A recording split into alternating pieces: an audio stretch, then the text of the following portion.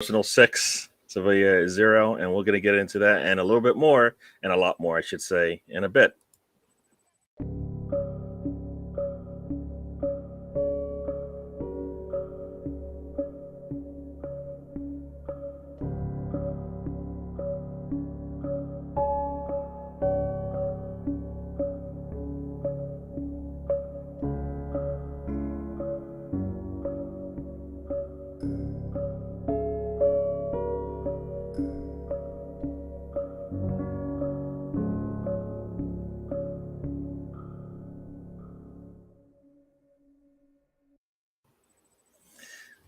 Hello, everyone. Welcome to the road trip. It is a Saturday, July 30th.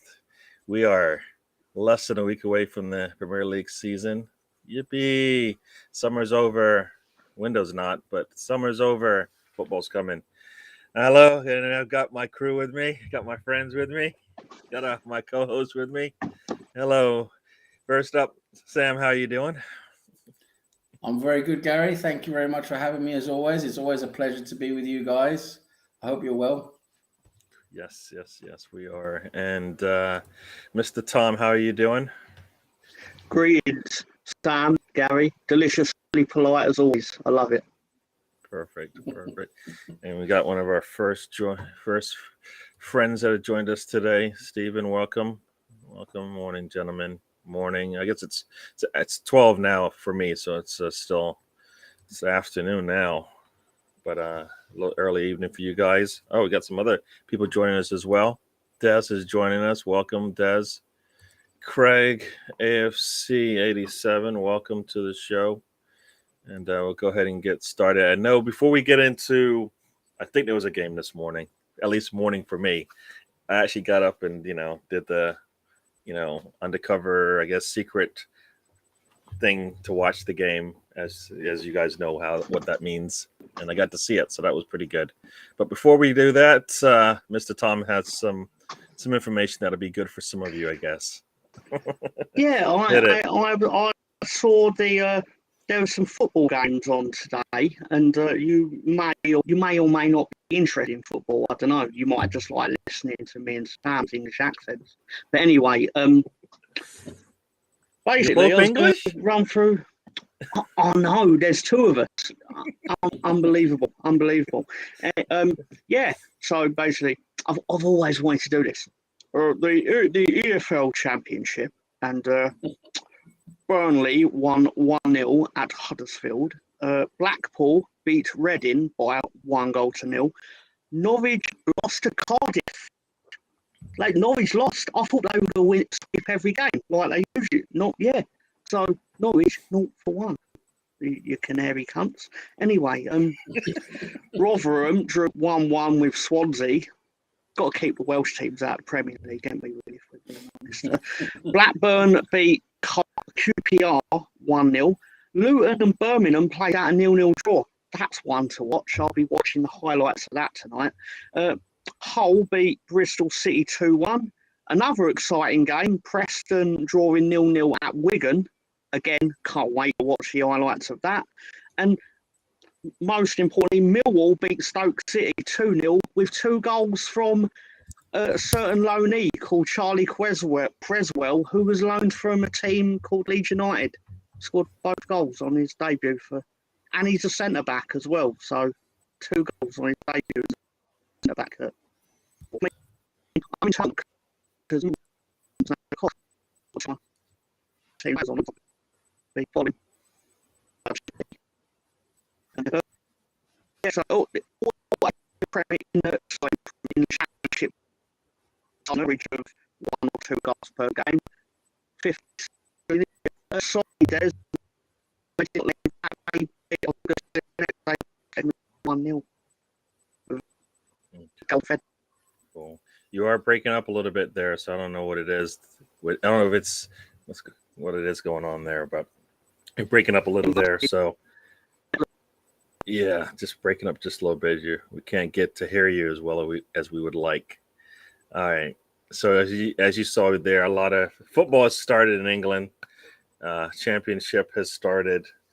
as of, I guess, this morning before the matches were played, Burnley was top of the table, Huddersfield bottom of the table, which the early table, and then Norwich is down there as well. It seems as well in relegation zone after week 1. So we'll see how that all pans out. So let's. Yeah, you're still breaking up there, Mr. Tom. Says United? No, they lost 1-0. Yeah, they don't want to give it to them. Trade me. Yeah. Yeah. All right. So let's go through the chat real quick, and then we'll get into the meat and potatoes of this thing. All right. Yeah. So Des has already got the top. Yeah, it is a nice top. I guess somehow I'm gonna have. Yeah, it does look nice. Eventually, so I don't miss out on it, especially because they don't usually come in at least my size, I think. Yeah, I got up at 6 o'clock and diddled around, and then eventually saw that it actually was going to be on, so I enjoyed that. And we definitely will go into our thoughts on Arsenal beating Sevilla. And it is not the first time. I did see the stats. We have won now 6 out of 11, if I recall, is the way it works. And so it's not usually something we win on a regular basis, but we are now over 500 in terms of winning it based on the stats that I saw. So, yeah, I did say meat and potatoes. Welcome to the show, Ray. Steve Denham also. Meat and potatoes. So let's go. Let's get into the game. So Arsenal, like I said, Arsenal 6, Sevilla 0. We'll take definitely. I don't think, if you saw the game, they did not threaten us. Similar to Chelsea in terms of not really threatening us. And I don't know if that's because they were working on their defense. And if that was the case, then they failed. So either way you look at it, it's preseason. We won 6-0. I think that's good for Arsenal, and it's not just a preseason game for me anyways. It's a game to get out there and play with your starting 11, make sure they're ready to go. And I think we did that. So Sam, I don't know what your initial thoughts are on the game, but I'll let you, if you did see some of the highlights, I believe. So tell me what your initial thoughts were anyway. Yeah, well, my initial thoughts, I just want to say what a lovely intro we got from Tom there, telling us the scores today from the leagues are going to be playing in next season. And well, get my research in, didn't it? getting your eye on the competition early. Good, I like that. Got to be prepared for next season. I like that. But yeah, no, listen. Today I was out with my dad, but as soon as I got back, so I didn't get to see the game live, but I did see some extended highlights when I got back and read some match reports, and I saw most of the Arteta post-match conference, but I liked what I saw. I did. I like what I saw, even though it's only a friendly and etc. etc.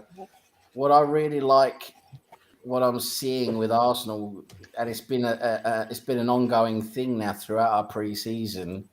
We've looked the sharpest now we've looked for a long time in pre-season. Normally in pre-season, the last, I would say, few years, we just didn't look sharp. We didn't look ready. We just look, we're just going through the motions. The players don't really look that, keyed on.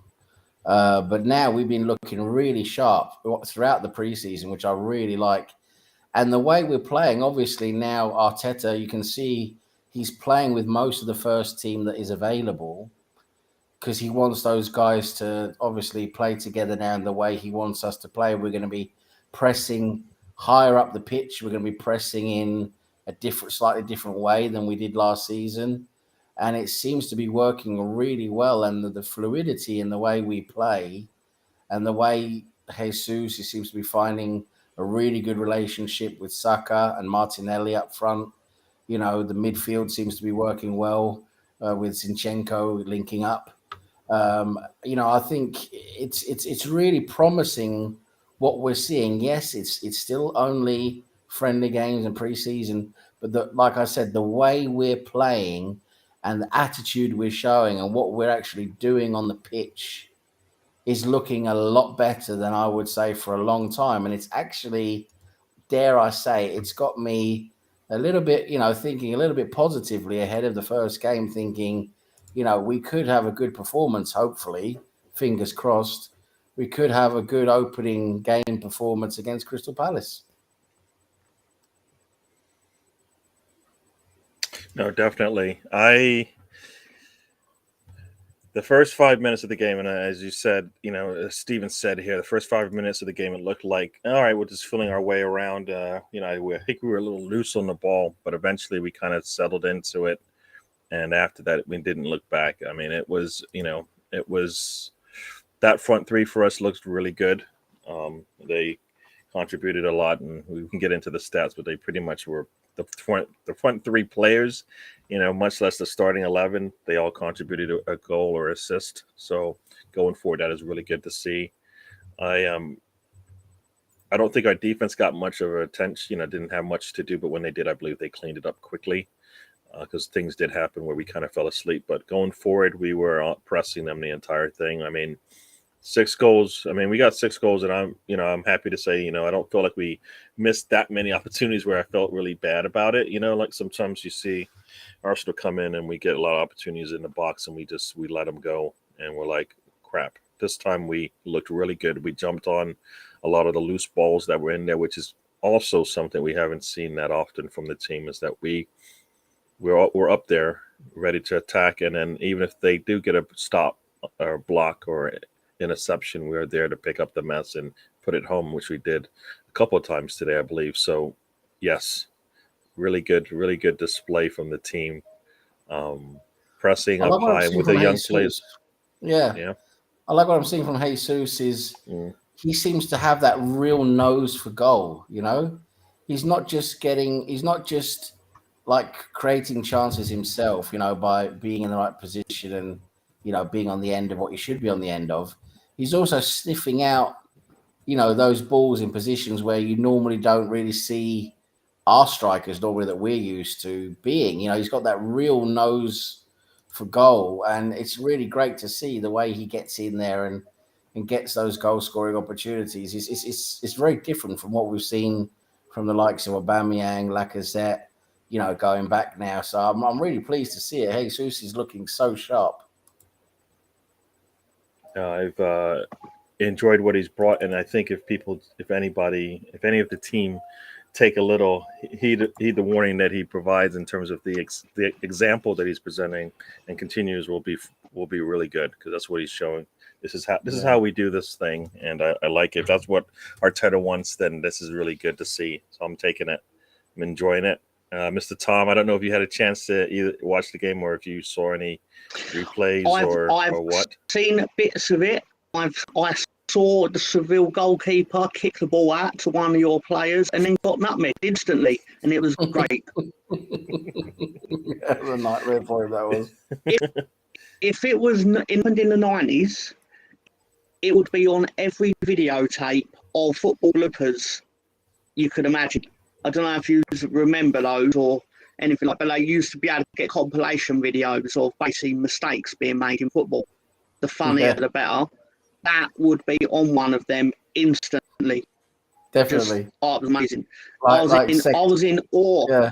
I know how badly it went for the goalkeeper. But anyway,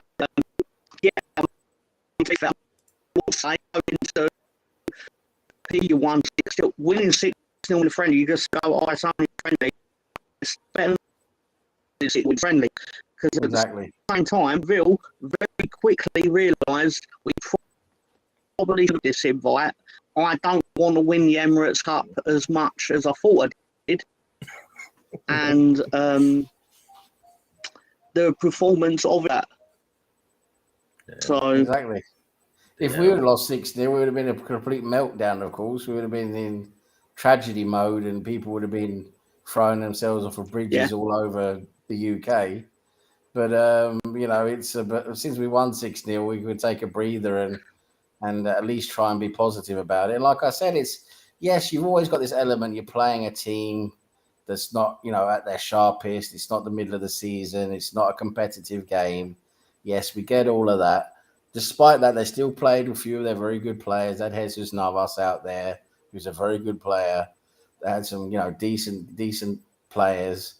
And at the end of the day, it's like I said, it's the way we played. I like the way we played, how sharp we looked, and the way we pressed.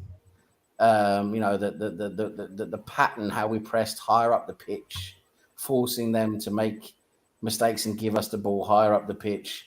And then the way we played through attack, our combinations now with Erdegaard out to Saka, Saka through the middle to Jesus, linking up with Martinelli. It's just looking so much better than what it did last season already. And it's just, for me, I just feel very positive about the way things are looking so far. Of course, we don't know exactly what's going to happen yet until we play these games in the Premier League. But so far, we've looked the sharpest for a pre-season that we've had for a long time. Like I said, I can't remember the last time we've looked this sharp pre-season. You have to go back several years. No, definitely. And we'll go through the goals real quick here, but I'll go through the chat real quick as well. Stephen, we'll talk about at least my fear right now, and I guess the elephant in the room to some degree, our CDM or Partey, whatever you want to talk about. We'll talk about that as well after we get through the game. Because I have some to say on that point. What else we got here? Yeah, so the pressing looks good, and I think this is the pressing that I saw in that City match for like 45 minutes. We're able to put a little pressure on them and maintain the ball and actually get opportunities to score. We did really well doing that today, in my eyes. Yeah, the bench is weak, Craig. But if you recall, right now we are missing what would have been our starting fullbacks.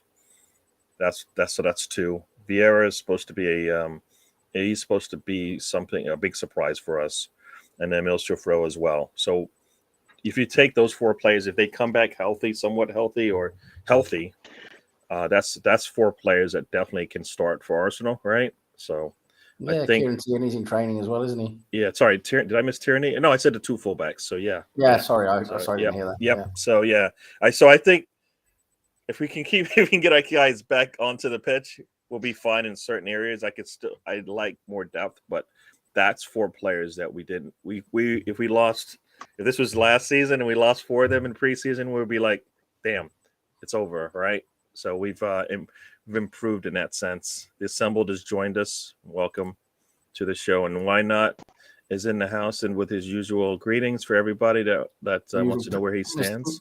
Mr. Pessimist is here. He does it. The Mallorca Moyes. Stan has joined us Stan has also joined us out west, up in Canada with Steven. Yeah. So welcome. This is the I guess this is some wrestling talk. I don't know. I don't know what that means. I sneak it into it, man, and it sneaks way into everything I'm doing. Don't worry, I got this. Yeah, cool. We'll get into that. He's got something. He got something big up. Why not? Yeah, I don't know, Sam, if you have anything on Brown. Yeah, just quickly say I don't. Unfortunately, it's I don't know. I haven't heard anything from him since early June, which is a bit of a worry. I think we all know what's happened. Unfortunately, I can't get any information from Dubai because they don't. The embassy there is not giving out any information to anyone that's not a confirmed family member. So if you're looking at any other, I just want to say that very confidently that if you're watching any other source that's trying to say what they know about Brownie and they're saying this and saying that they've got information from the embassy, they don't, because I've actually tried calling them myself and they're not giving out information unless you're a confirmed family member or a nominated person that the person is allowed to give information to. So so other people spreading rumors, don't believe them, but something serious likely has happened. Unfortunately, I don't know any of his family. On Facebook and other social media, his friends are not shared. So especially on Facebook. So I can't find really anyone close to him to confirm anything, unfortunately. So it is what it is at the moment. So yeah, unfortunately, I don't have any more news on him, which is a bit of a shame. All right, cool. And hopefully, whatever it is, whatever's going on, it's hopefully he gets whatever he needs, and he can get back into a better environment for him. So let's hope. Yeah. All right. So we're getting. Sorry, somebody just texted me something here. So, Stephen Denham has joined us, and we've got Stefan. Yes, as well. Stefan's in the house. So Stefan must be happy with the Norwich result today, being the Ipswich fan he is. We'll get into that. Yeah, we did play like chasing dogs. We were definitely on the attack there. Very nice. Yeah. I'll take this as what we saw today. I don't care preseason or not. That's what we want to practice anyways, right? If we're not going to call it, it's a glorified practice, right? But we did the things we needed to show what we can do. And because Mr. Tom is talking about what he's going to do. Ipswich have their own problems. They drew 1-1 with Bolton in League One. Yeah, I've been in League One. I'm not locking it. It's a horrible word. The best of the Championship is bad. Wait till you're in League One. Oh Jesus Christ! I was listening to smack talk from the disabled section of the Leyton Orient fans. Oh my God! League One's really competitive, though, isn't it? Yeah. You're so many decent teams there. I mean, old good clubs, old good teams. It's always like 2 or 3 who are like, we're too big to be in here. So you ain't got the points, though, that say you shouldn't. So exactly. Where's your points? Steve, I don't winning a trophy. There's an opportunity for us to win a trophy. I don't know if it's the big one we want yet, but definitely there are opportunities for us. And Stefan, I don't know who he's talking about here. Do you know? I forget. He's talking about Brownie moved to Dubai. Yeah. Oh, okay. Yeah. Well, if the rumors are true, then we know why. So, for the record, I'm not insulting the disabled Leyton Orient fans. I'm getting across the point that the things that were coming out of their mouths, because I went to Leyton Orient versus Leeds in 2010 in League One, but we got tickets in what they call the family section. But basically, it's basically like disabled Leyton Orient fans. And the things that were coming out of their mouth, especially when we scored in the 90th minute in a game that we had no right to get anything from. And we were terrible, but we drew 1-1. Anyway, basically, the things that were coming out of their mouths, I was turning around, I was like, what? Sort of like, I was like, where'd you learn that? So it was amazing. It was an experience. So I learned words that day. That's what I will say. Anyway. Proper terrace fans, real proper terrace fans, Yeah. Yeah. It was something, I tell you. Oh, Liverpool winning 1-0. I was going to say. Look at this. This is why not with his. Jesus is a better finisher than Aubameyang. I don't know what did you. Well, what did you? But even if you did, from what I saw in whatever the 2-3 hours of his play in the preseason, it's looked much better than the way Aubameyang left us, right? I was just saying, he looks sharper. That's what I said. He's looking sharper, and he gets into positions better than what Aubameyang did. That's all I've said. Definitely gets into positions better. He's always up there when we need him, and he's there for the cleanup too, right? He's how many goals has he scored from just being in the box? We'll take that. Russ has joined us. Thanks. Big up, Russ. Russ for joining us, giving everybody their names. You get sexy. You're Mr. Tom. Just don't. And I'm just Gary with just one. Whatever you do, don't link up with Russ on Watch Along. I mean, Jesus Christ. Watch Along. I mean, sorry, on WhatsApp.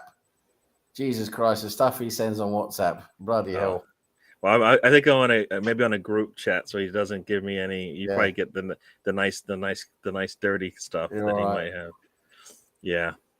So we'll go through the goals real quick, and we'll talk about Nketiah towards the end there. But first goal, you had Saka drawing the foul. I guess just the defender running him over. Easy call, and he puts the PK in easily. And then basically if in the that had next, been an Arsenal defender, would it have been an easy call? yes, it was so easy. I mean, yeah. Right. I mean, he didn't even have to do anything because the ball was going away from Saka. It was just really dumb. You shouldn't put I'm your not hands on it. disputing it. It was a Yeah. penalty. It was obviously a penalty. I've seen it, Yeah. but I'd Yeah. be interested to pose questions on the it's other not. foot. It's not one of Do you those sit where there and if that go, was Xhaka, yeah. they probably won't call it. No, that was an easy one. It's just So Saka score is really nice, and then in the next from minute 13 to minute 19, Arsenal goes on a tear and scores 3 goals pretty quickly. Was the first one is that the one? Yes. So that's the one that I think it's Jesus is on the sideline. He gets it into Xhaka. He crosses it from the inside. It gets blocked, but it falls to Jesus, who puts it away. So, would we see that from any of our strikers last couple seasons? Probably not. So, goes all the way from the sideline all the way into the box and scores. So, nice one there. Next one, the vision from Martinelli into the box to Jesus along just outside the box. He puts the cross in, and there you've got Jesus there to put it home. Very nice. And then the next one, the goalkeeper basically gets the assist on that one, tries to clear it, and basically just That's going to go passes it. straight into a blooper compilation, that one, isn't it? Yeah, and when I saw it, I was like, that. Oh man! And then you see Saka just jump on the ball and puts it home. So yeah, within the first 20 minutes, we're up 4-0. Very nice. Martinelli already has an assist, so your front three has done everything you've wanted. Right? Yeah. They've scored. Front They've three gotten is an looking assist, so good. and Yep, Jesus right. has shown what you can do when you've got the youngsters up there. So exactly, the way they combine is looking so good, so positive. So I take that, and I think that's what you want to be working on those things anyways. Let me go through the chat, and then we'll continue on. The lexicon of hooliganism. I don't know. I think he's referring back to Tom being at the Leighton Orient game. Yeah. I don't think I still have the program for it, but what an experience. I was like, I can't wait to get out of this fucking league so I don't have to come back here. Sorry, I mean. And then 4 months later, we were promoted into the championship. It's like it's like crawling out of the toilet to find yourself still in the swamp. It was amazing. I suppose there's some pretty shitty grounds as well you've got to go to in League One, aren't there? Even though they're quite famous, they're still old shitty grounds, aren't they? We played Yeovil. Now I don't know if you know anything about Yeovil, but it's basically, Gary, the quickest and best way I can describe it is their ground is tilted. So it's basically like proper Sunday League stuff, where basically for 45 minutes the ball is literally like, if no one touches the ball, it's falling towards you. That's very good. But so if you play the angles, right? Other way,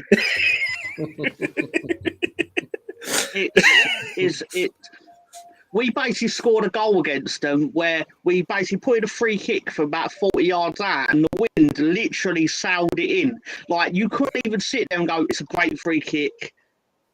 Just what imagination to put the ball in the goal. No, the wind literally was like, you know what? Today, fuck Yeovil. And it went in.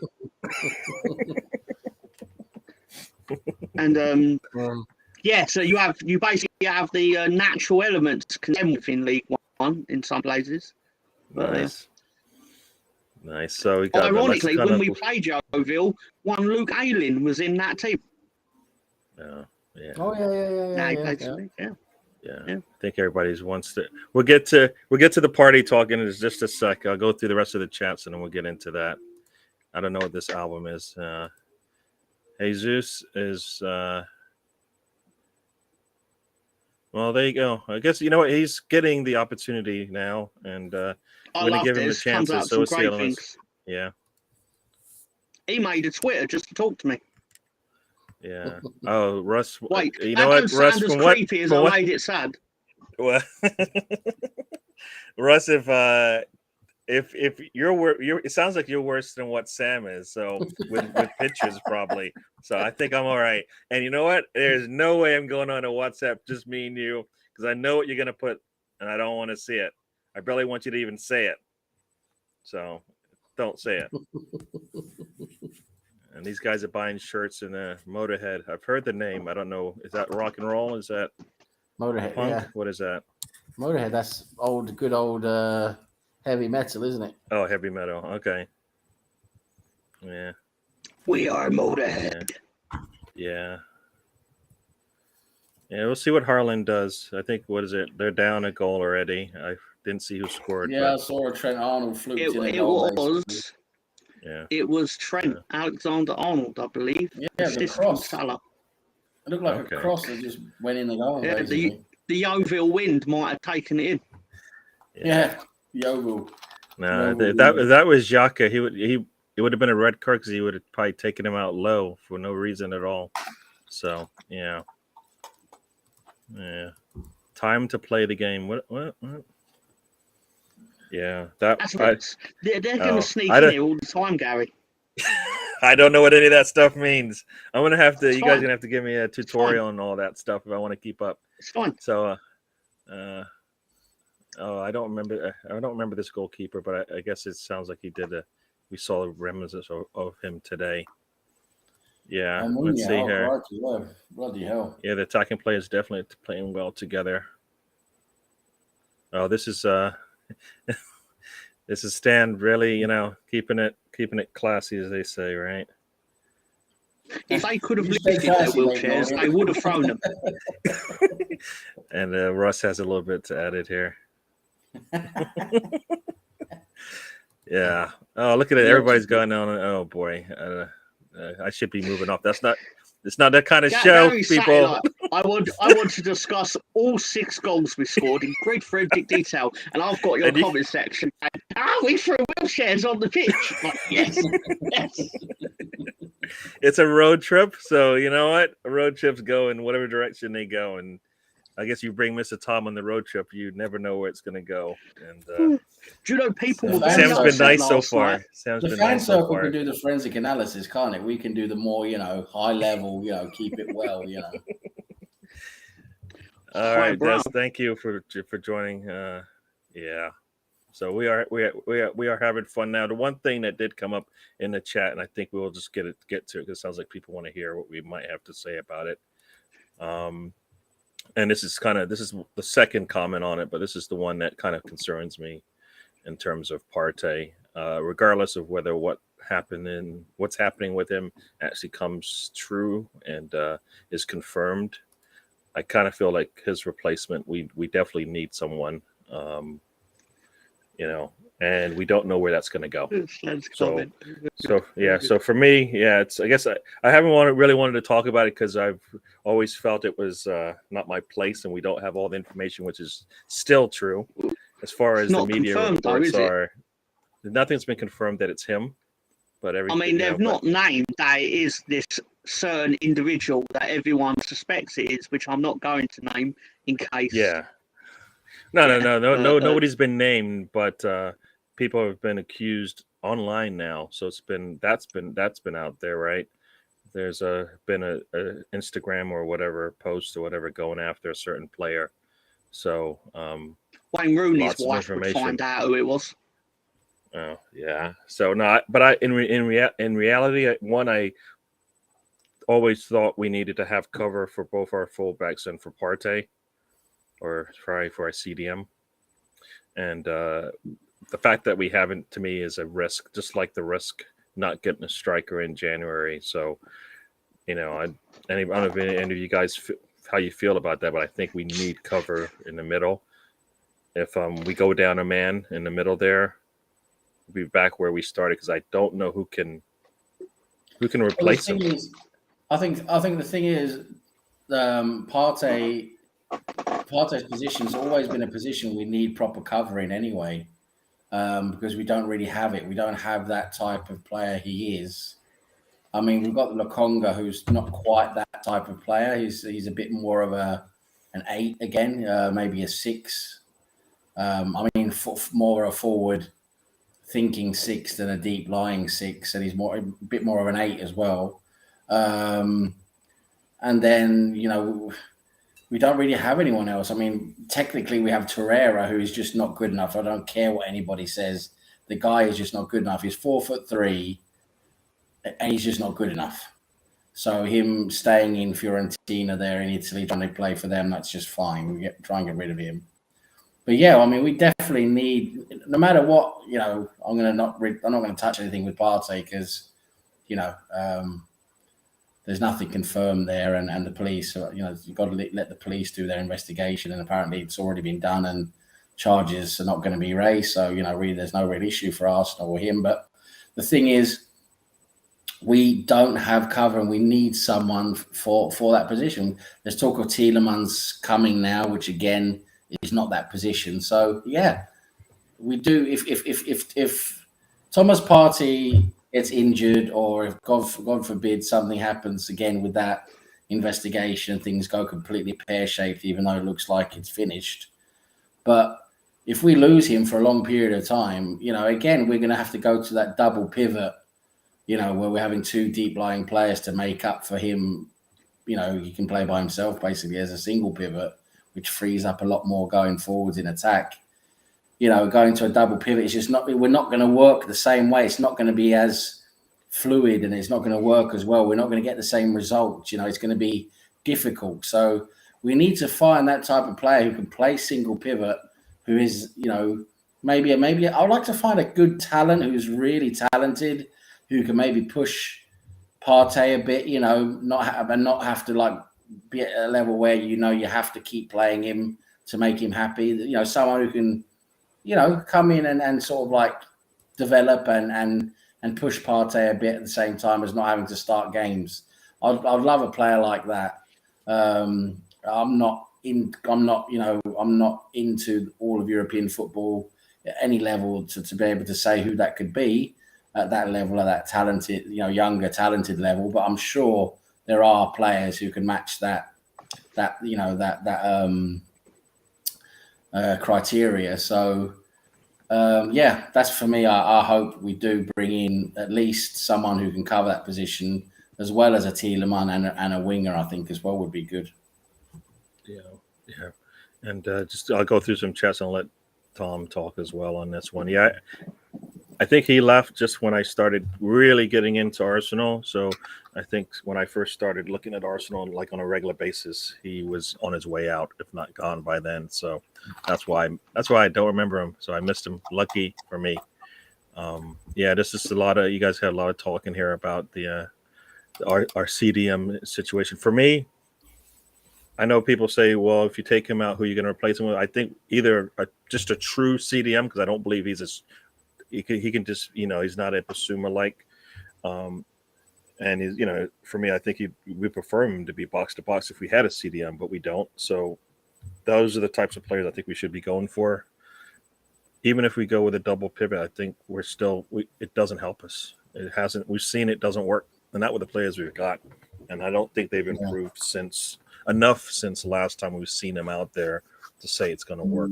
So for me, I think would hurt what we're seeing, and a lot of people have been talking about, is Erdogan playing really well.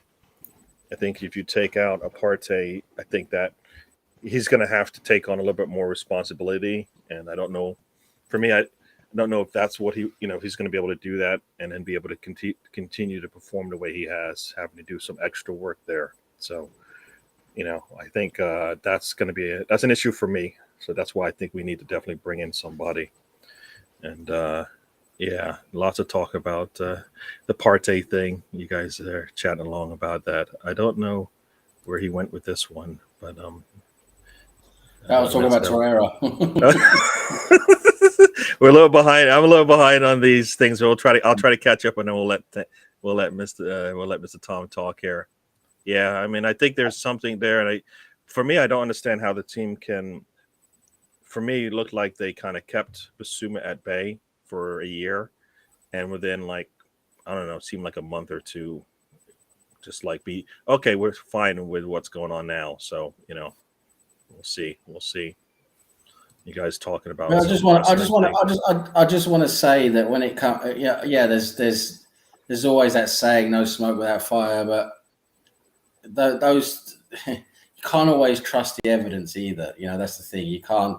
The police have been investigating this, and I'm sorry, but you know, I don't mean to sound controversial or inconsiderate, but I would trust the police and their investigation over the Twitter fucking social media investigators, who are a bunch of people who have no fucking clue what anything is. Yeah. You know, I would rather trust the Metropolitan Police and the people who actually investigate on a daily basis as professional police detectives, or, you know, in that function. I'd rather trust them and what they do than some guy called Harry's Beef 321 #3 on Twitter. So you know, and evidence. This is the thing, you know. Evidence. You got to be careful with evidence, because evidence can be manipulated. It can be falsified. It can be, you know, like I say, it can be manipulated to look a certain way. You know, there's already been a lot of question marks raised with the evidence that's been shown the last couple of days, in terms of the real source and when it was done, and etc. etc. Again, you know, just pictures of him and them together doesn't prove anything. So, you know, at the end of the day, let's see what the police do. So far, they haven't raised any charges. I'm not sure if the investigation is still ongoing or if it's closed. But the thing is, like I said, I'm going to trust the police and what they do and what their outcome is. I'm not going to trust what, you know, some Barney Rubble on Twitter is going to say. Yeah, Stefan, it's not about trusting the police as an institution. It's more trusting the police compared to knobheads named John 3456110. Yeah, exactly. On Twitter. The police have done plenty of mistakes. We know that. But in terms of a police officer who is an investigator, who does that job for a living, versus, you know, like Mr. Tom just said, you know, Barney 323, Mr. Crumpet 111 #2 on Twitter. I know who I would rather, you know, believe. Let's put it that way in terms of an outcome. Yeah. Now, like I said, this whole reason why I didn't even want to talk about this stuff, because my initial thoughts are the accuser, the victim, or the accused. They all let me just get this right. So Stan and Stefan, then, they would rather trust Barney Rubble 123 #2 and what they say and do and what they bring through their whatever than what the police investigators actually do with their job. Okay, fair enough. Okay, got different ways of looking at it.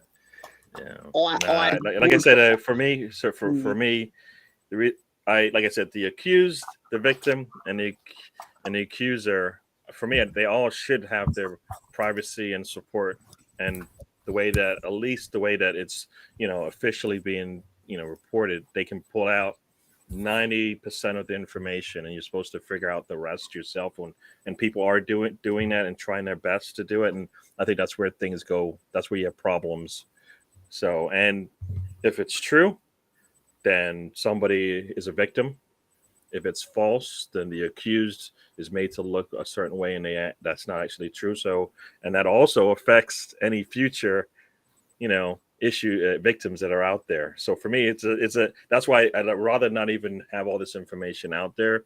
Yeah. Why are they piecemealing this information out to us? Because all it's doing is creating a mess, I think, in the general, in the social, yeah. So I kind of feel like, and then you see posts that go out. Then you see the posts that go out from somebody who supposedly had all this stuff, you know, was paid or whatever, but is still talking, and they're like, I don't know. But like I said, I think that's why I'd rather it not be out there. So there's nothing really to talk about until you actually can talk about it with a little bit of clarity. So we'll see what happens with it. We'll see what happens with it. I know Russ has got some people who could help out. Columbo solve it in 42 minutes. Yeah. Yeah. So that was our like a little good old Columbo, beautiful, a little you know, I don't know. Yeah, let's move on. Let's Just move one on more because thing. obviously, Let's go into the game because you guys didn't want let's to move talk on about the because this game. is people aren't going to agree on this, are they? You know, it's Yeah. So here we go. No, So I feel we're just now into naming investigators, fictional investigators, which Frank is Drebin from direction. Police Squad. Yeah, The you name guys could got go. Kojak. Yeah, yes. I actually like Is Kojak. Inspector So Morse, Lewis? Is that Kojak? nobody Ah, said Sherlock who Holmes, loves which you, I'm a little baby? disappointed. That should be the first name out. Sherlock Holmes will get to it, but we jest I and we have move obscure on really knowledge quickly. about nonsense. We're Frost going would to do it. football. We're going to football talk, people. Let's try. Detective Let's try this. Frost would do it. Let's try this football talk thing.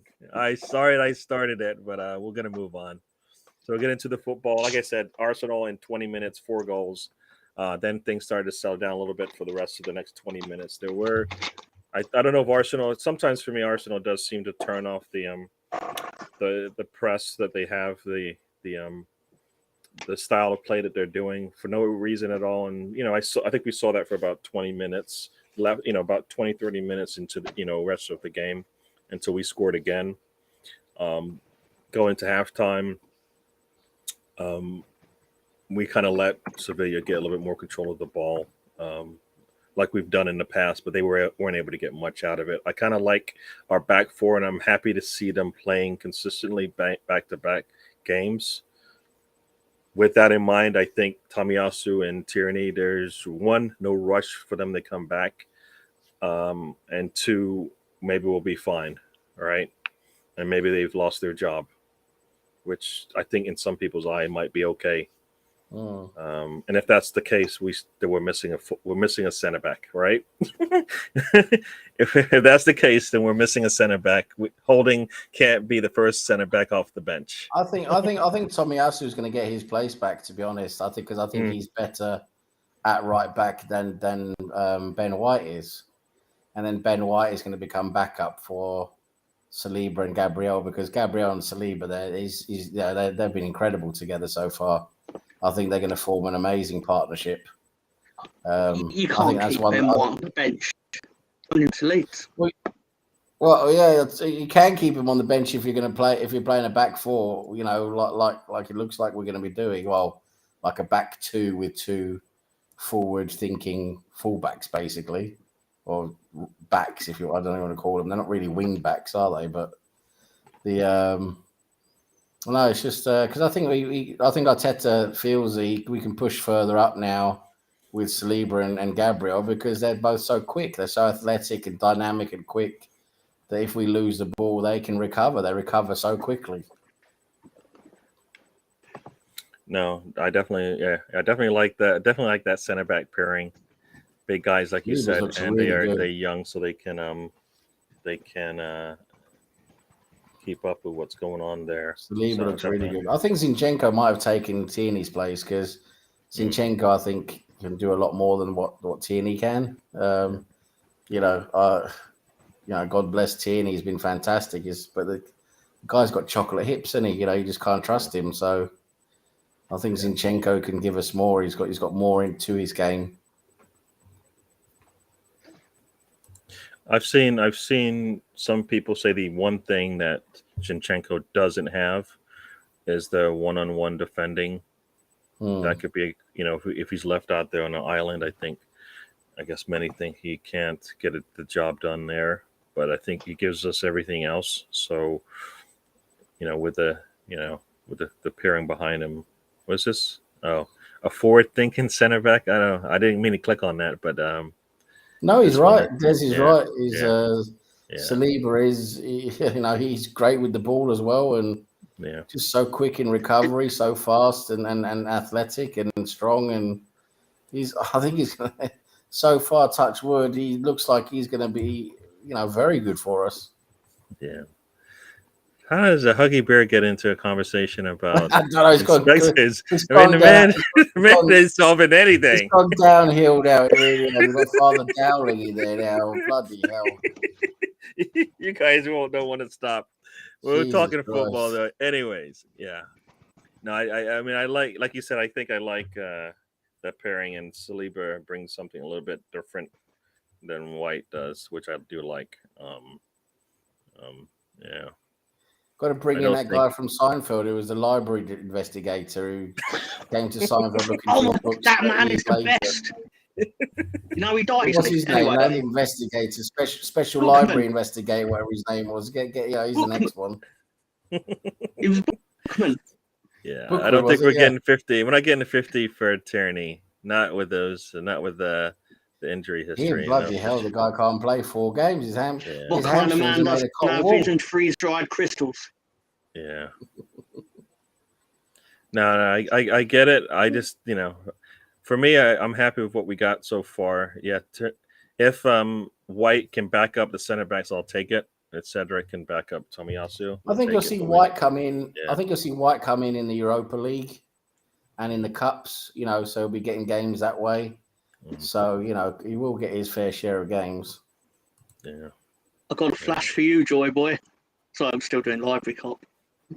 I love it. It's amazing. It's like the one scene in Science remember off the top of my head, apart from Festivus. Anyway, I don't even want to put what Stan just put up there, and it's not that bad. It's just like, come on, dude. I'm not putting it out there, Stan. Sorry, people can look in the chat on the replay if they want, but I'm not putting it out there. Can I read it as Stan? Can you read it as Stan? I'll read it as Stan. I know how he'd deliver this. How would he deliver it? Let's go. So, how about baiting Tom's party with Shay's Angels? See what happens. You guys are just really bad. Yeah, you He'd nailed have it, the Tom. inflection.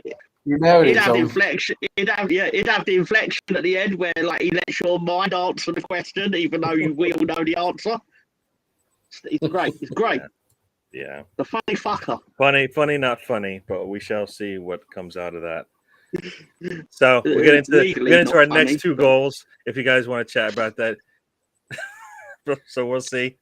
I think, like I said, we quickly go through the goals. How many goals were there? We scored 6. I've only done 4. Come on, we got lots more. Yeah. We got 2 more to go. And for like the first 20 minutes of the second half, I think we kind of let them back into the game. Every time we decided that we wanted to take over the game and put some pressure on them, we did. But then we would kind of fall asleep again. So eventually we did score on a corner. Martinelli puts the cross in. Gabriel's header is saved. It falls to who? Jesus. And he scores, gets his hat trick, and a minute later he's off the pitch. He's done for the day. I would have liked him to be off after the first 30 minutes because we were up 4-0 by then, and there's probably no need for him to play anymore. I've seen more than enough of Jesus to say I think we know what we're going to get. The other guys need to pick up the slack and figure out how to play with him. I think our front players can do that outside of, I think even Nketiah can keep up there. I don't think Pepe will fit in right now. He's not showing me that he can work in that system. I don't know what you guys think about that. And Emil Sofro, I think, could if he's healthy. Pepe's got to go. We just got to let him go. Just find a club for him somewhere. Just let him go. Put him out of his misery. The guy he's not fitting in. You can see he doesn't enjoy playing for us.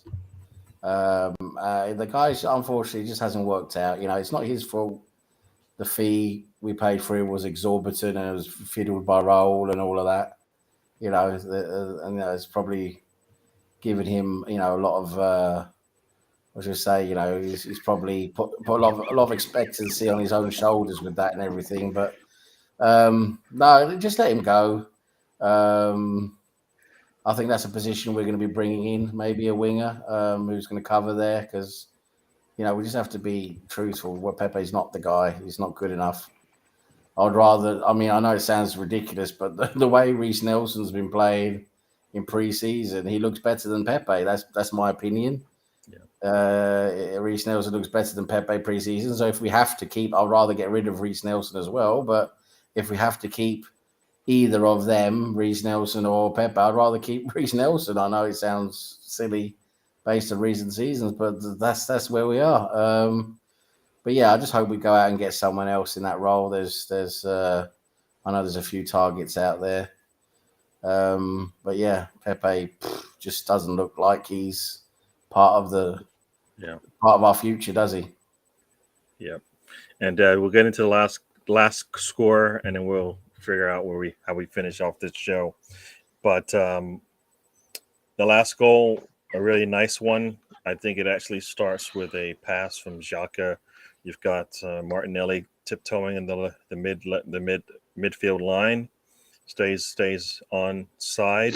Pass comes through. He's able to go. It's a 2-on-1 with Nketiah streaking through the middle, and a nice pass from Martinelli to Nketiah, who's able to slot it, finish it, and put it home. Very nice.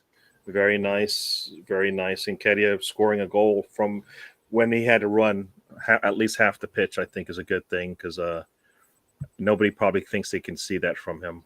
And he actually shown that he's got that in his locker too. So, and he was, it was really, I like it. And that's, once again, you got Martinelli having to, doing a lot of work once he got the ball and putting it right in the right spot. That's his second assist of the game. If he's not going to score and he's going to do that, we're going to take that, right? Martinelli's been, he works hard. He gets into good positions. Yeah, he's had some assists lately. Good on him. It's good to see his development, but he needs to be able to take more chances himself. He's not very good at finishing as he should be, and he still makes a lot of mistakes with that final ball. He'll pass it to the wrong person or choose the wrong pass. But he's doing well. In terms of his preseason so far, had a few assists and everything. But he's going to need to work on that final ball, definitely. Yeah, that's a great idea, Des. Give him to Leighton Orient. I'm going to claim American ignorance to this and say I don't know what you're talking about, and say this must be a British thing. It's a good idea. I don't know what they're talking about. The one comment in here, if I recall, is Vegas the one where he drives into his garage opens up to his living room, and he always parks in his living room, basically? Is that Vegas? I think that's Vegas. I can't remember that one. I've never heard of it, if I'm being honest. Yeah, I can't remember. I know it's proper obscure, which means Stan probably knows like every detail about it. No, I think that's Vegas, because I actually did like that one. I mean, there was the Stingray. Do you guys ever watch Stingray? I think it's called Stingray. The guy drove was that like Captain Scarlet? No, it was a detective show, and I think he drove a Stingray. The name of the show was after the car he drove was like a two-door sports car, and I thought it was a Stingray, and maybe I don't know. Yeah, Stefan said he missed. He said I think he said he missed us. Right. Yeah. So that's cool. We're happy to be back. A week from now, we'll be. Think about it. A week from now, we'll be talking about Arsenal after Crystal Palace, and maybe a couple of games that happen in the morning for me. So that'd be kind of cool. How did I know that Stan would know the obscure details of this thing? He definitely knows. 9-inch private eye. I don't know. Inch high. I never heard of that one. Inch high private eye. I don't know. No, sorry. I should have hit that one because I know. Yeah. Yeah, he's good on crosses. He definitely. He's a cheeky boy, that Desmond. I enjoy it. You guys are funny. He drives his Thunderbird right into his house. It's pretty cool. I expect Jesus to have a lull around March, and he'll come good again in late April. You've been thinking about that one for how long? Since the day you signed him.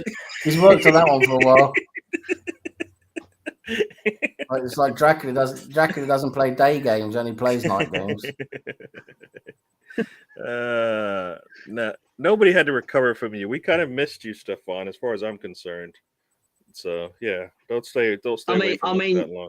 You could go back and binge the entire 6 episodes that we have done.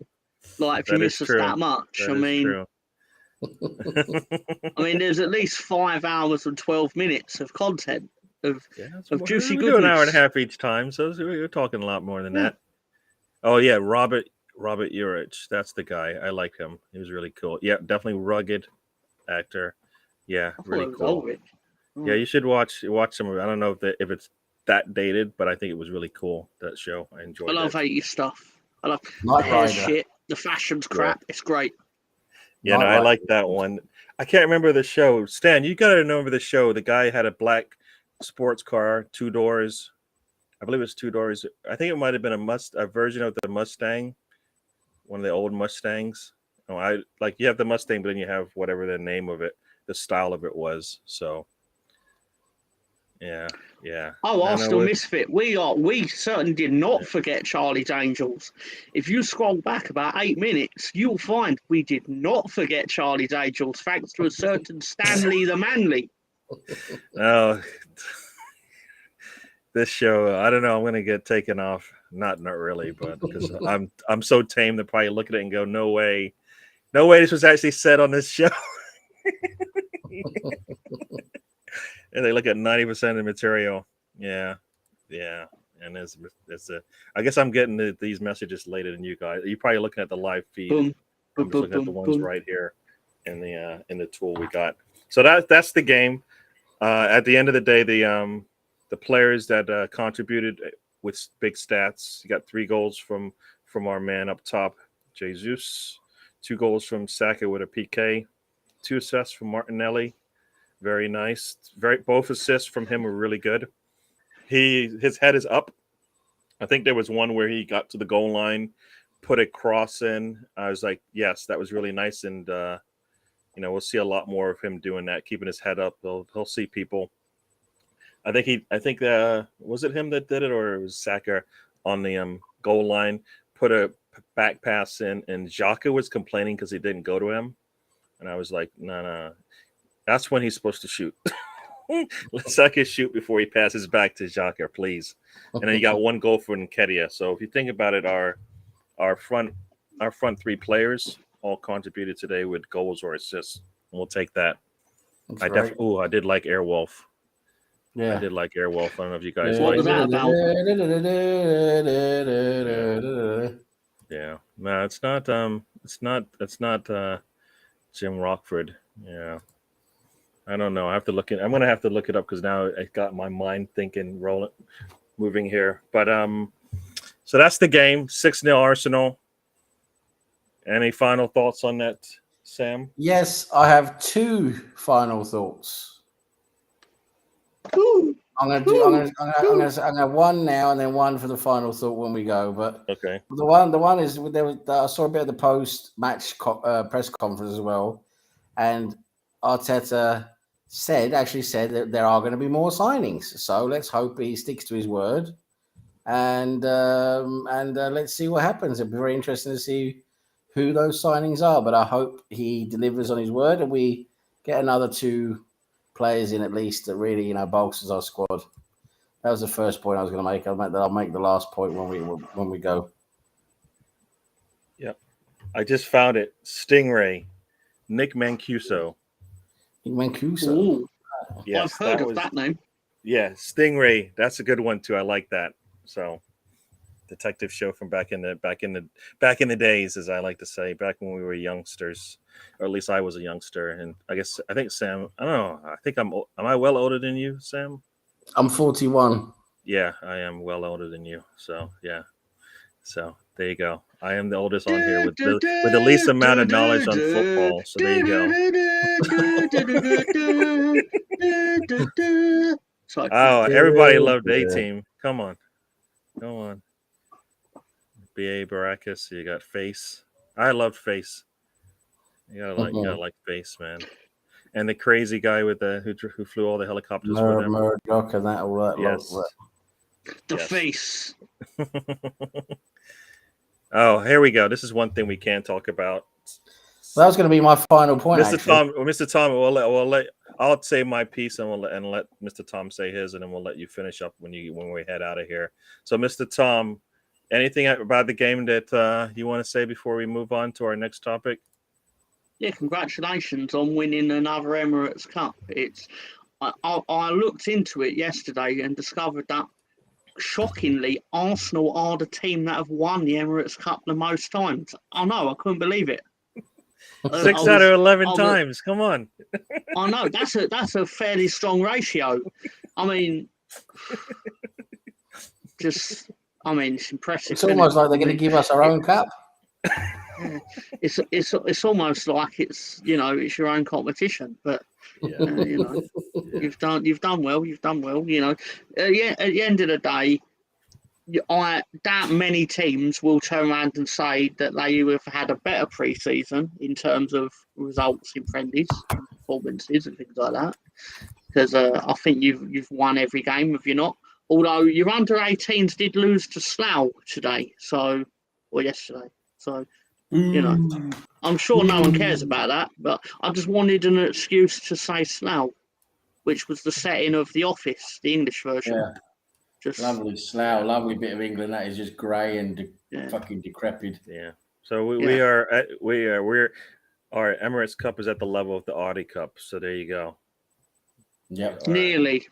Because to be fair, the Audi Cup's a competition that Spurs won once, I believe. So yes, I think it's the only trophy Harry Kane's won, isn't it? Really? Yeah. Now, as I say my piece on Erdogan as our Arsenal captain. I think he's the best of the candidates that are out there.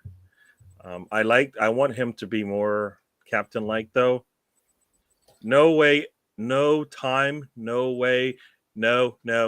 Cedric takes free kicks when Erdogan's on the pitch. I'm very sorry. That right there is a big strike off for me. Got Erdogan on the pitch. He's taking the free kick. I'm sorry. I mean, that's just the way it has to work. And he has to be, for me, adamant about it. Like, Cedric shouldn't even walk over to the ball. It should be that kind of scenario. Like, the ball's on the ground. Don't even walk over there. Just look at it, wave, and then go back to a different spot on the pitch. So, but otherwise, Erdogan, I think he's going to have to come out of his shell a little bit for me. And there's leadership by example. There's leadership by, getting people raw, but then it's going to be that point in the season where we're going to need him to, be the guy that kind of stands up for his teammates and, maybe has to put a hand on another player to get them away from his player, that kind of thing. We've seen it already. And he's going to have to be the one to do it. Can he do it? I think he can. It'll be out of his wheelhouse for sure. But I think that's what we're going to need from him. There will be days when there are bad days. He's got to be the guy to bring us up. Like I said, I liked the fire that what I saw from Tierney. The availability of Erdogan, I think, is really good, and that's why he's there as well, right in the middle of the pitch. So I think we'll be good with him there. But he's going to have to do a little bit more for me. But I think we'll be good with him there. So I think it's the best pick of what we had because I think he can do everything we need. And I think, like I said, there's going to be a game where it's going to be all about him. I'm waiting to see that. I'm looking, I know it's there, but it's until I see it, I can't say it any more than that. But I want to see more of him taking a lot more control and it being about him more than about, somebody else maybe helping him out. And that's where, when I talk about maybe if we're down a man in midfield, he's going to have to pick up the pace and do a little bit more for us as well. So we'll see. We shall see about that. Mr. Tom, I don't know if you have anything to say on Erdogan being the captain. Who's Erdogan? Okay, so you know what? You probably are. Your time on this show is Sam just sent me a text. You got that's strike two, I think. So watch yourself. Only two. In about 6 weeks. You know what? He's being really generous. He's been holding back. But that one, I think you just did it. Only two. I thought I would have got them all in the same show. You know what? This could be the end of Mr. Tom on the show. But that one right there, I think you basically, that was just, not. Well, not I'm good. sorry if I offended the King of Chicago. I'm sorry. Somebody agrees. I'm sorry, with me, all right. I'm sorry I didn't do it earlier. Yeah. Oh, this has been a wonderful. This has been a wonderful 69 minutes. Wonderful. Yes, Wonderful. yes. Yeah. Cool. So yeah, so that's my thoughts on Erdogan.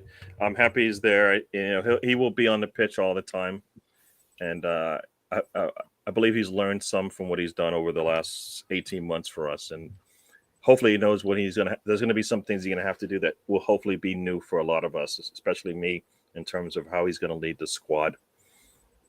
So yeah, I'm looking forward to that. I think Jesus makes it easy for him. I believe Saliba will make it easy for him. I mean, the starting 11 that we have makes it very easy for him. So, but we are going to be tested. So that's when he's going to have to show up. Yeah. So that's my thoughts on that. Anything else going on in Liverpool is still up 1-0. I think this game is getting into what looks like just a practice session. I don't think they're playing it in Leicester because Wembley is booked for tomorrow, I believe, for the Euro 22 ladies final. Good luck to the ladies, and punish the German ladies, although they tend to always win this competition. Yeah, I think for me, I think it's going to be what the pop versus bite conflict, basically, or challenge. Whoever wins that one, I think, gives their team the better opportunity to win. Pop's scored like 3 headers or 4 headers so far in the tournament. So, and Bite's gonna have to hold up big against her. So that's kind of where I think it's gonna be won or lost if they have a lot of happiness in the middle in the box where England's in trouble. I can say we. I am British. We are in trouble. I say more we when it's the women than the men because of Southgate. What I would say to that, when it comes around to the Ladies World Cup, are you suddenly American again? Of course. You guys aren't. You guys are going to claim me for that. You're going to tell me to get off. Gary identifies more with women. You know that.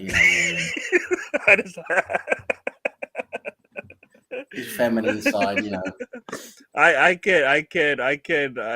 have 2 dials. I can switch if I want. Sorry, that's just the way it works. I can switch it all. Yeah, but no, I want England to do well. I'm happy when they do well. So that's where I was born. That's my birthplace. So there you go. It would be nice for us as a country to actually win something. And this is a really good opportunity. You're home. Yeah, you're gonna have the whole stadium hopefully on your side, and you've got Beth Mead, so you got an Arsenal player there that can do the business. Personally, I kind of feel like Russo should start up top. Yeah, she's been looking good, isn't she? Coming on. Nah, yeah. I think they should do what evidently worked for them thus far. It's to start with the same team they've always started with, and then bring on these game changers. No, that's good to have that in your back pocket. I just kind of feel if you can't stop Pop in the middle, then that's when you're behind. And I don't like that idea when you've got a Russo there that has shown that she could do the business. I get it's late in games, but it's been late in games when you've been behind. All right, you were down. They were down a goal, and she came and you scored 2 to finish it off. So I kind of feel like, you know what? Maybe you give her a start. What more do you have to do? All right, at some point you get a start, right? So maybe not tomorrow, but very soon. See, Stan's a big fan of. Yeah, Stan. Football. Anytime you say anything about, I don't get this. The man is number 2 in his house. But this is the only time he can actually talk about it, I think, because when he's home, the boss is the boss, right? Stan, you don't get to say much. Kennedy! That's why he loves that. That's gonna get a big pop out. Oh, you know what? I think the boss is away, so he's got a lot of freedom, isn't that what it is, Stan? The boss is away. You can chat. Ray is back. He was back. He was here early in the game, early in the show. I don't know. Oh, Big Gunner. I did not introduce you to the masses, so Big Gunner is here. Welcome. We are ending. I did not send the Instagram post, so I'm sorry. Biggs Gunner. That's probably why you missed Did I it. get something I say about Erdegaard as captain or what? You said you were going to say it on the way out. Oh, okay. Right, okay. Is that what you said? Yeah. I thought it was on our Or do way you out want now. to talk about it? We're ready to go. We're like 75 minutes in. We still got 15. No, Is everybody ready? I thought we was on our way out because it sounded like you were saying like the last. No, I goodbyes. was just going to say my piece on it, and then let us chat a little bit before we get out of here. Sure. Yeah. So I think, was it 6 days from now, Arsenal will start the season once again on the road. We have to win. I think we will have a strong side coming out. I don't think we will get slapped in the mouth surprised in this one. And if we can get any of our players that are on the fence in terms of health sitting on the bench, that would be nice as well. So we need a backup. But I think no, you've been listening, but you haven't been chatting with us, Ray. That's why I said you were here in the beginning. I didn't see too many of your chats. Maybe I missed them. He's been sneaking around. Yeah, so he's sitting there listening to us. But no, I kind of feel like we should be able to go into Crystal Palace and have a good opportunity to win that one, regardless of who they have. But I think who they're missing is the key. I don't know if do they have an answer for Conor Gallagher? I don't think so. But I think they have some players that can give us problems. We'll be tested on the back line, I believe, if they're healthy. Because I think is it Aziz or I forgot his name. Olise, isn't it? He looked really scary to me. Olise. Yeah. So I think they might have some answers they might be able to test our back line. So Mr. Sam, what do you feel about the game next week?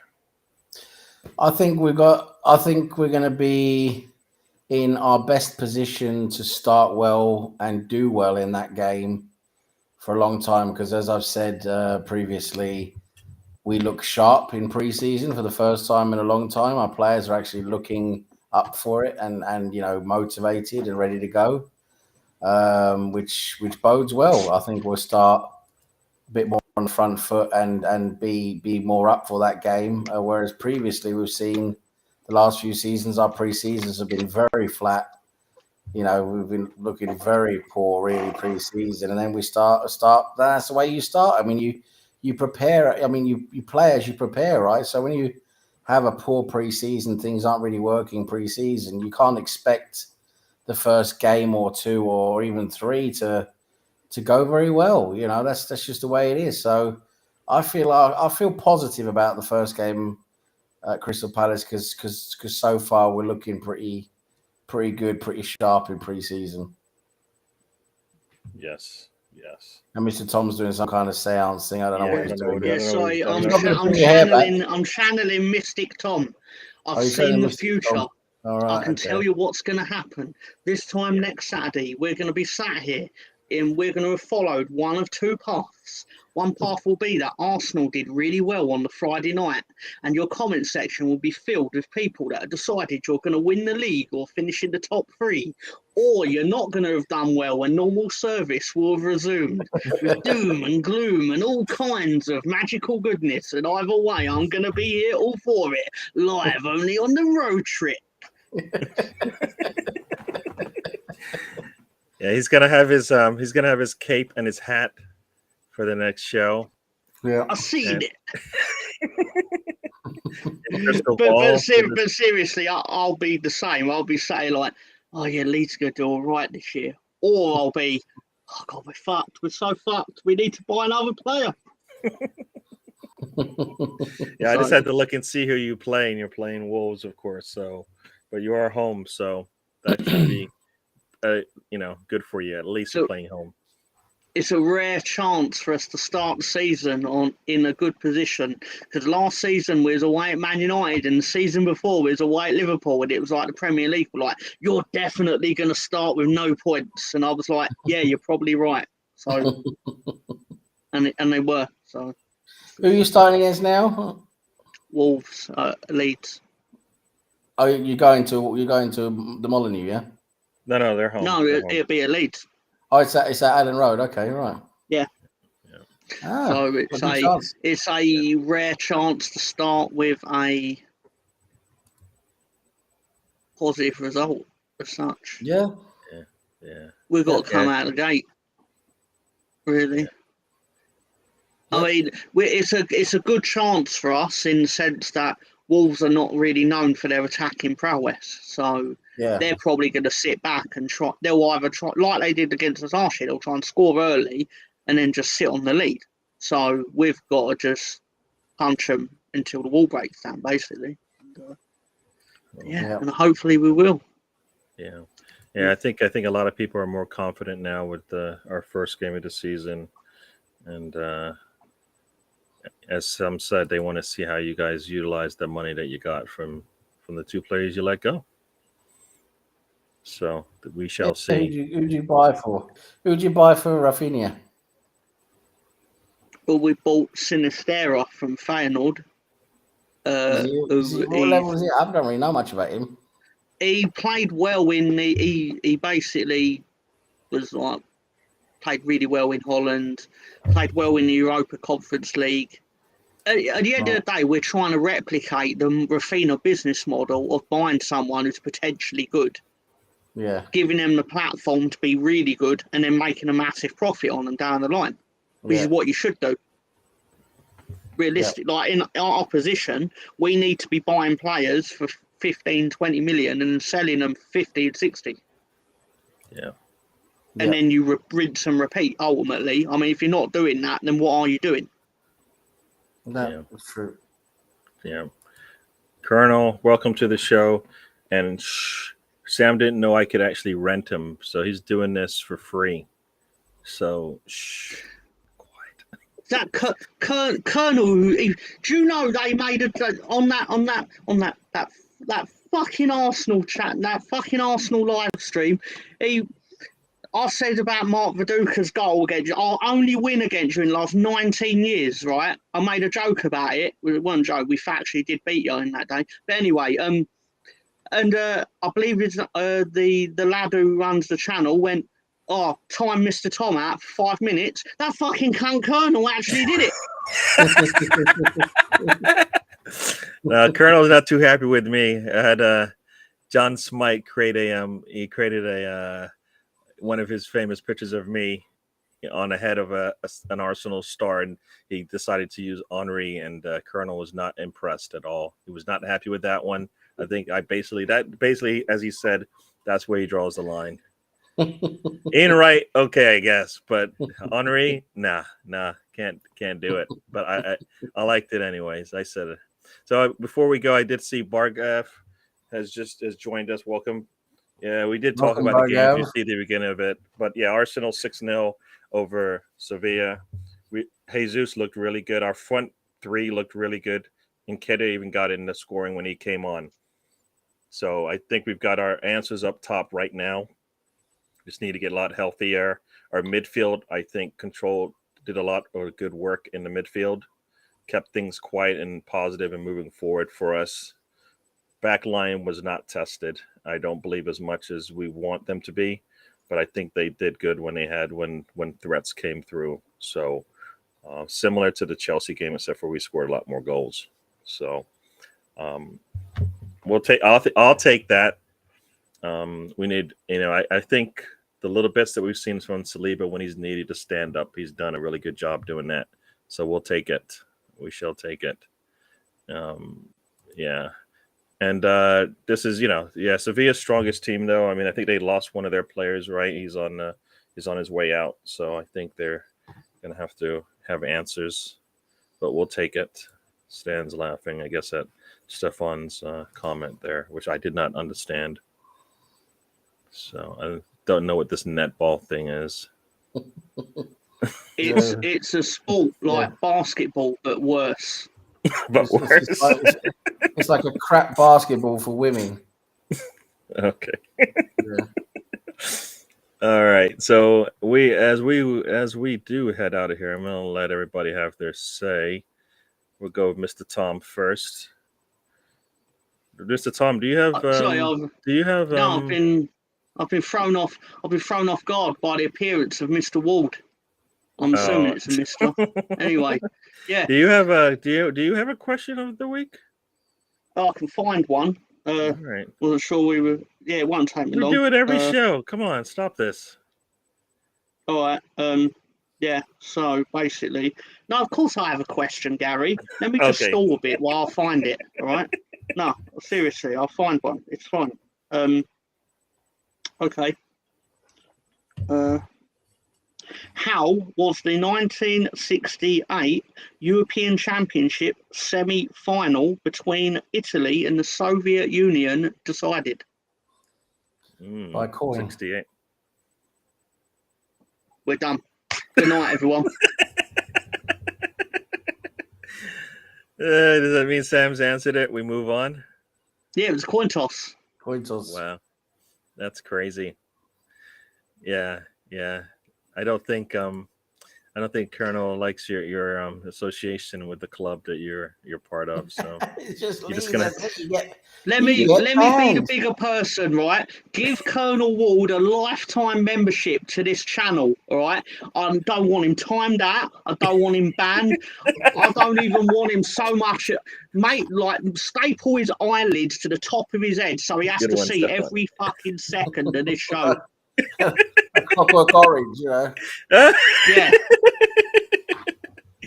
All right. Anything else, Mr. Tom, before I move yeah, on? because I was having a great time in that chat and that watch along while you were murdering Chelsea, and he's like, and fucking Sam, like with his fetish for banning Momaster, it was hilarious, by the way, and I loved how Momaster kept getting banned for 5 minutes at a time and still came back. It was great. Anyway, and then, should I ban the Leeds fan as well? No, you shouldn't ban the Leeds fan because the Leeds fan's the reason why your chat is entertaining. I mean, sorry. Anyway, so yeah, sorry. So I'd like to wish everyone good luck for the new season, and I hope you and all your families are well, and especially Colonels because I don't hold no grudges. Anyway, but yeah, just. This has actually been genuinely fun. It's been a great show. And did we not have any more? Did we run out of TV detectives to bring up? Oh boy. So, oh boy. did we run out of them? It seems like we did. It seems like we did. But anyway, just we're talking about crocheting as well. It's spelled crocheting, but it's actually pronounced crochet. Just saying. Yeah. Yeah. See. I don't think he didn't take your present and enjoy it. He basically just stomped on it. I know. And then dumped it in the trash. That's all right. I still love you, Colonel. You're my best friend. The man's not happy with you. My best friend. All right, so buddies. We're gonna be buddies. He's gonna send me a Christmas card. I'm convinced. Yeah. Stan's friend who got into crocheting did not get the help he needed, I guess. Oh, there's one, Ellery Queen. I don't know who she is. So tailoring, we'll see if Stan is tailoring an okay profession. But anyways, here we go. Sam, you're have your say as we head out of here. Yes, just want to say thanks for everyone for joining in, all the regulars in the chat. Great to see you guys as always. You always make this enjoyable and interactive. Thanks to Gary for having me on as always. It's always good fun. And Tom, nice to see you again. You're always a good laugh. It's always good to be on with you, even though you do support Leeds and they're shit. But no, I'm only joking. Leeds are a big club. We're currently subpar. Burnley and Norwich are shit.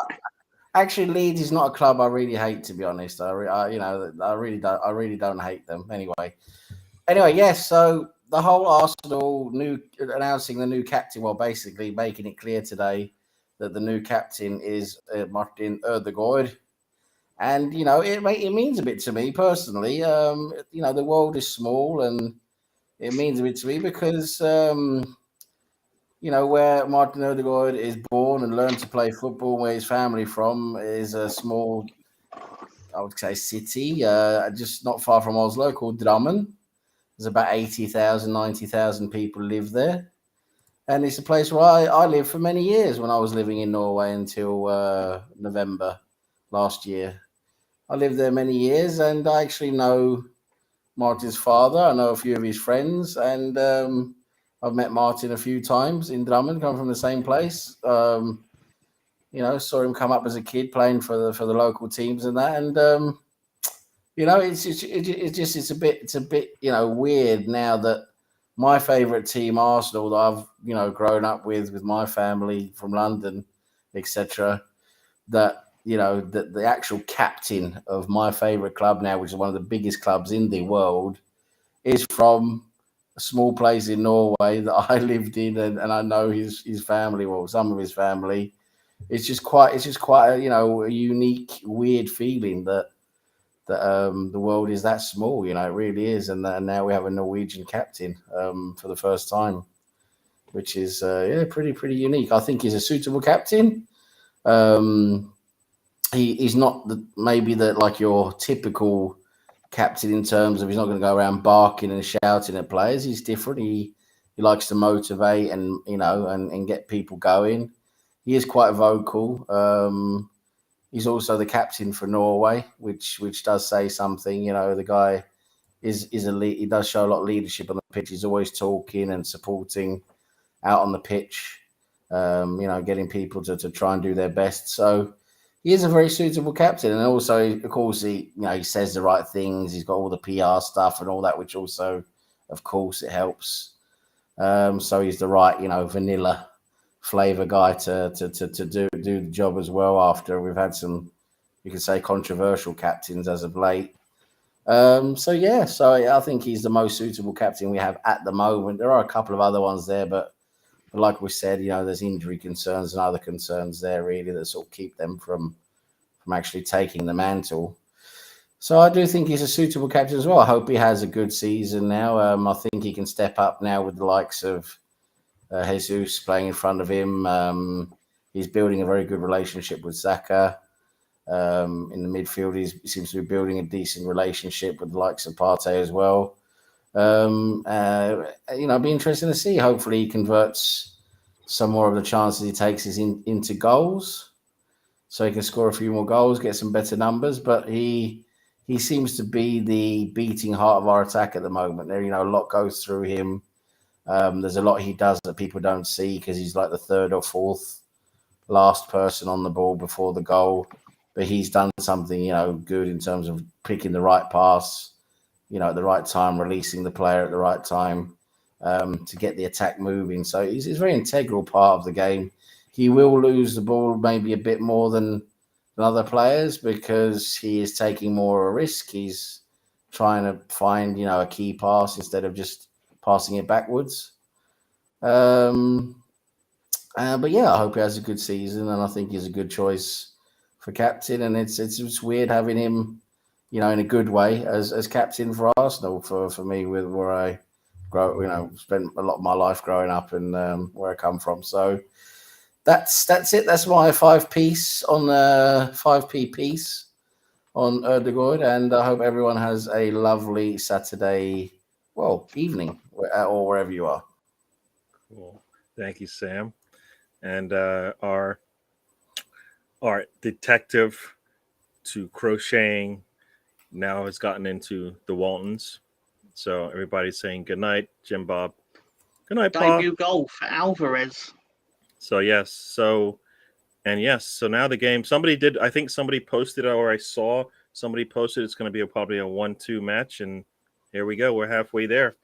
Got that second goal. We got a third goal coming, I guess, and then we'll get out of here. It had Foden get in there. Nice touch. Goalkeeper got a hand on it. He was able to keep the ball alive. And then who did you say scored again? Alvarez, apparently. Alvarez was able to one their new signings. Took it home. Yeah. So it was a nice goal that was just created by a lot of effort by the squad there. So good one for them, I guess.